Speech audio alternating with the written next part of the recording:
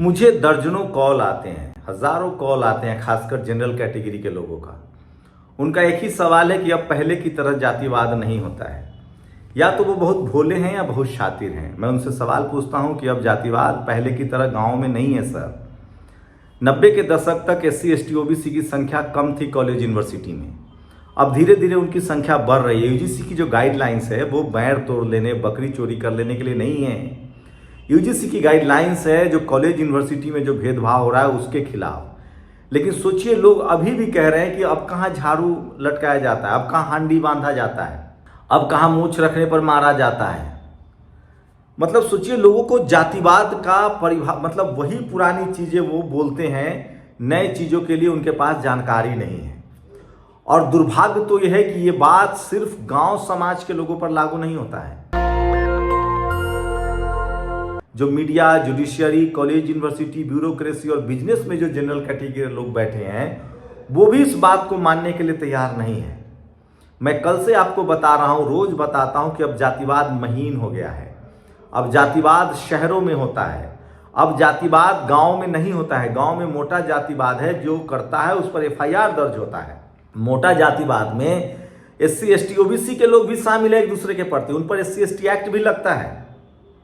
वो जातिवाद का कोई मतलब नहीं है। जो महीन जातिवाद है, जो पता नहीं चलता है, उसके लिए UGC गाइडलाइंस था। इंटरव्यू में जो नंबर काट लिए जाते हैं, प्रोफेसर की भर्ती में NFS कर दिया जाता है, वैकेंसी निकालने में जो सीटों की बेईमानी कर ली जाती है, जैसे अभी आपने यूपी में देखा था, मध्य प्रदेश, राजस्थान, हर जगह देश भर में जो सीटों की चोरी होती है उसके खिलाफ UGC का गाइडलाइंस था।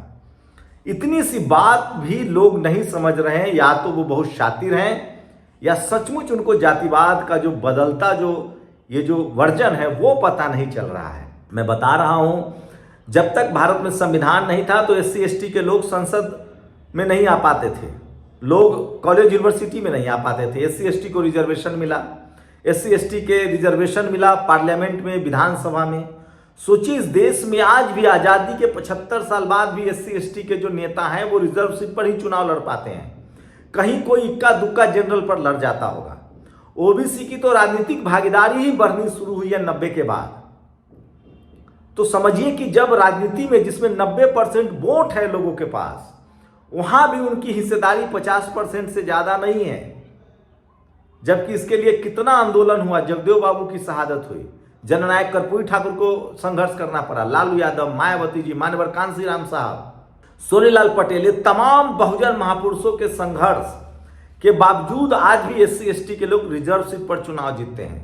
OBC, SC ST मिला दे अल्पसंख्यक तो उनकी संख्या सिर्फ 50% से ज्यादा नहीं है विधानसभा में और संसद में। तो तब जब वोट सीधे देना है, लेकिन आज भी आप देखेंगे मीडिया में कितनी संख्या है SC ST OBC किसानों की, 1% भी नहीं। जुडिशियरी में कितनी संख्या है, ब्यूरोक्रेसी में कितनी है, कॉलेज यूनिवर्सिटी में कितने, तो कहते हैं कि मेरिट के दम से आए हैं। अरे सर, आपको रिजर्वेशन दिया गया है जो जातिगत भेदभाव हुआ, जो शैक्षणिक पिछड़ापन है। इस देश के 90% लोगों को गरीब लाचार रख के क्या करेंगे मेरिट का? कौन सा अमीर देश बना लेंगे आप? मुगल इसलिए इस देश पर कब्जा कर लेते थे क्योंकि कुछ जातियां बनाई गई थी जो लड़ाई करती थी। अंग्रेजों ने इसलिए इस देश पर रूल किया क्योंकि कुछ जातियां थी जिनको पढ़ने लिखने का हक था। जब सब मिलके एक साथ आए तो मुगल भी गए और अंग्रेज भी भागे। आज भी ये देश तभी मजबूत बनेगा जब इस देश के 100% लोगों को बराबर का अधिकार मिलेगा। आज क्या हो रहा है? आज आप UPSC का एग्जाम देख लीजिए, SC ST OBC के नंबर काट लिए जाते हैं। अभी तक धार्मिक बराबरी नहीं आई है हिंदुओं में। जो समाज धार्मिक बराबरी देने के लिए तैयार नहीं है। चारों शंकराचार्य एक जाति के हैं, हर मंदिर मस्जिद में पुजारी ट्रस्टी एक जाति के हैं। चलिए वो आप रखिए, धार्मिक आस्था आपका मुबारक हो, लेकिन जो संवैधानिक अधिकार है, आप 90% लोगों को पढ़ने लिखने नहीं देंगे, सस्ता मजदूर बना देंगे, तो आप कैसे दुनिया में डेवलप करेंगे? चीन इसलिए चीन नहीं बना है क्योंकि उसने अपने लोगों को शोषण किया है। आप क्या कर रहे हैं? आप चूंकि नौकरियां सीमित है, संसाधन सीमित है, तो कुछ लोग चाहते हैं कि वो सिर्फ उनके पास रहे और कास्ट हेजेमनी, कल्चरल हेजेमनी बना रहे। इससे देश पीछे छूट जाएगा सर। आप देखिए क्रिकेट में जब छोटे शहरों के खिलाड़ी आए, कपिल देव आए, धोनी आए, आपने वर्ल्ड कप जीता।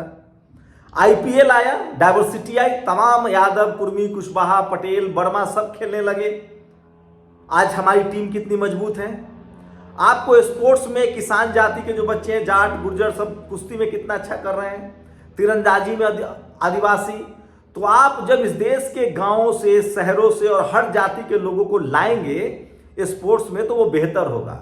उसी तरह से जब आप हर जाति के लोग थाना, police, media, judiciary, college, university, bureaucracy, business में जब सबकी भागीदारी होगी तो ये देश मजबूत बनेगा। ये भागीदारी जाति के नाम पर, चूंकि इस देश में बहुत कुव्यवस्था थी, वर्ण व्यवस्था कुव्यवस्था थी, जाति कुव्यवस्था थी, उसको खत्म करके इसलिए रिजर्वेशन का प्रावधान किया गया क्योंकि सबको मौका मिले। अब सोचिए आप लोग, तमाम सवर्ण समाज के मेरे दोस्त कहते हैं कि जो अमीर SC ST OBC हो गए उनको आरक्षण छोड़ देना चाहिए। अरे सर, उनके साथ दिक्कत होती है, आज भी उनके साथ जातिगत भेदभाव है। तो सोचिए, जो अमीर SC ST OBC हो गए हैं उनके साथ जातिगत भेदभाव है, कैबिनेट मिनिस्टर हो, राज्यपाल हो, गवर्नर हो, राष्ट्रपति हो, तो वो जो पहली पीढ़ी का स्कूल कॉलेज जा रहा है उसके साथ क्या होगा। कॉलेज यूनिवर्सिटी में जाति नहीं देखी जाती है। ये नहीं पूछते कि ये पहली बार है कि इसके पिताजी अमीर हैं। वो देखते हैं कि OBC है, नंबर काट दो, इंटरव्यू में फेल कर दो, NFS कर दो, SC है, नंबर काट दो, वाल्मीकि है, रविदास है, नहीं देखते हैं वो SC ST OBC देखते हैं।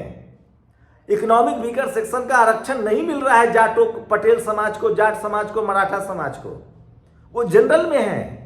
जनरल में हाई कोर्ट, सुप्रीम कोर्ट में जाट, पटेल, मराठा भी जज नहीं है। सिर्फ एक जाति का वर्चस्व होकर आप इस देश को बेहतर नहीं बना सकते। और सोचिए जवाब किस तरह का आ रहा है। ऋचा अनिरुद्ध बड़ी पत्रकार है, वो कह रही है मैं अपनी जाति छोड़ने के लिए तैयार हूं, आप जाति से मिलने वाले अधिकार छोड़ दीजिए, मतलब रिजर्वेशन छोड़ दीजिए। ऋचा जी, आप बड़े पत्रकार हैं, सम्मानित पत्रकार हैं, आपको इतना तो पता होना चाहिए, पहले मुगल थे, फिर अंग्रेज थे, तो एक ही जाति के पास सारा शहर, सारा कारोबार, सारा बिजनेस, सारा संसाधन, सारी संपत्ति कैसे आ गई। कभी सोचा आपने इस पर। एक ही जाति के लोग सबसे ज्यादा SP DM collector CM PM क्यों है, कभी सोचा आपने। मेरिट की दुहाई मत दीजिएगा। इकोनॉमिक वीकर सेक्शन का रिजर्वेशन का कट ऑफ सबसे नीचे जाता है। मौका जो है ना मैडम, मौका नहीं मिला है। तो क्या आप तैयार हैं कि इस देश के सारे संसाधनों का बराबर बंटवारा हो, एक समान स्कूल हो, तभी तो मेरिट चेक होगा ना। किसी के पास रहने के लिए घर नहीं और कोई अमेरिका जाके पढ़ सकता है। यह है जातिवाद की सच्चाई। एक अनुराधा जी हैं, वो तो अलग देश की मांग कर रही हैं। अब सोचिए, जब आप अलग देश की मांग करेंगी, उमर खालिद शर्जील इमाम जेल में बंद है, एक दलित पिछड़ा ने अंतरजातीय विवाह के बारे में बोल दिया। भारत का संविधान तो नहीं कहता है कि जाति जाति में ही शादी होगा। दलित, पिछड़ा, किसान, आदिवासी, अल्पसंख्यक, जनरल, सब में सबकी शादी हो सकती है। ये बात बोल देने से आइए संतोष वर्मा सस्पेंड हो जाते हैं कि जातिवाद खत्म होना चाहिए। अंतरजातीय भी, बाबा साहब ने अंतरजातीय विवाह किया है, रामदास अठावले, रामविलास पासवान, प्रकाश अंबेडकर, आप जेल में डाल दीजिए उनको। डॉक्टर उदित राज। सरकार प्रोत्साहन देती है अंतरजातीय विवाह को करने के लिए, और यह बात बोल दीजिए तो लोगों को बुरा लग जाता है। मेरी बहन पासवान से, दलित से, रविदास से, किसी भी समाज से शादी कर लेंगी तो मुझे क्या आपत्ति है, उनकी मर्जी है, उनका फैसला है। मेरी बेटी कल किसी समाज से, वाल्मीकि से शादी करें, रविदास से करें, माझी समाज से कर ले, मुझसे क्या दिक्कत है।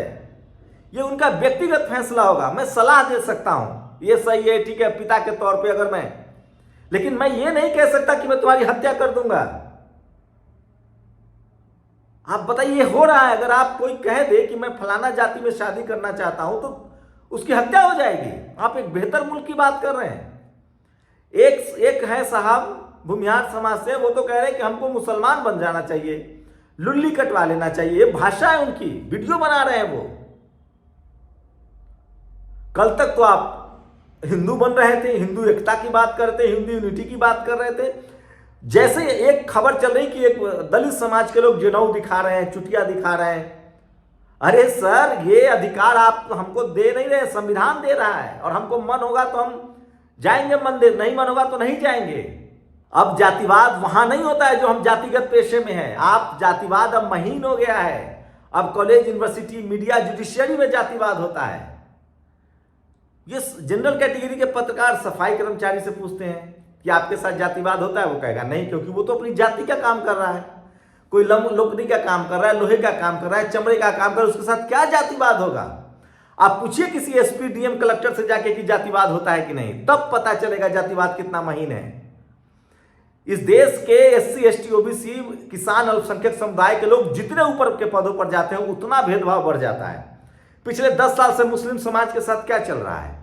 कल तक उनकी लिंचिंग को जायज ठहराया जाता था, तालियां बजती थी, उनके धार्मिक इमारतों को खोदा जाता था, अभी खोदा जाता था। ये तो यूजीसी आने के बाद सबके आंखों से पर्दा हटा है। और जो लोग कल तक हिंदू भाई भाई, तमाम साधु संत कहां चले गए? वो तमाम मीडिया, जुडिशियरी कहां चले गए? वो सब के सब जनरल कैटेगरी के खेमे में खड़े हैं। सर इतना तो समझिए कि अब जातिवाद जो है वो महीन जातिवाद है। UGC, judiciary, college, university, bureaucracy के जातिवाद के लिए था कि कोई भेदभाव ना हो। उसके बाद भी उसमें आईआईटी, आईआईएम या लॉ कॉलेज नहीं था, सिर्फ सेंट्रल यूनिवर्सिटी का मामला था।